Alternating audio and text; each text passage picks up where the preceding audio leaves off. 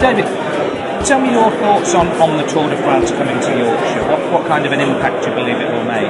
Absolutely massive impact. The Tour de France coming to Yorkshire is the single biggest thing happening to this country in the next 2-3 years, at least. It's an extraordinary event. You're going to get nearly 2 million people out on the roads between here and London watching it. Over £100 million worth of revenue coming into the area. You just have to go into the Dales now and just see how many road signs there are saying camping here, come and watch here, cream teas here. It's extraordinary. And the legacy that will go on from that is massive, not just in racing terms, and you've already got another big 3-day race coming to Yorkshire in the next couple of years, but just the legacy of getting people out and enjoying bikes and enjoying Yorkshire. And what should we be looking out for as spectators? Well, if you're a spectator on this year's Tour de France, the sprint finish is going to be the big one, especially the one in Harrogate. Mark Cavendish, mother comes from Harrogate, he desperately wants to win that, and he's capable of doing it. But other people want to upset the apple cart. We've got the two Germans, Greipel and Kittel, they really want to go for it, and a number of other sprinters, they'll all be going for it.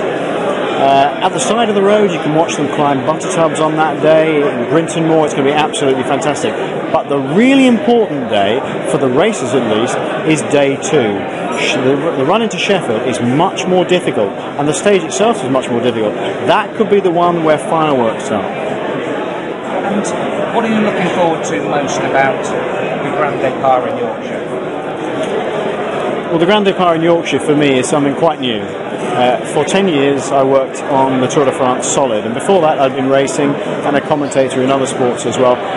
Essentially I'd been living out of a suitcase for the last 25 years, so I've got the opportunity for the first time to just roll up to the side of the road on my own bike and just be a spectator for the love of the sport. I'm really looking forward to it. But the big thing for me is, after the 2012 Olympics, the British public are now beginning to understand the culture, not just of bike racing, but of cycling in general. And there's so many more informed people out there you can talk about who appreciate the race coming. I think that's the first time we've seen that here. If the Tour de France came again in another 5 years, maybe even to Yorkshire, who knows, we'll be even more informed.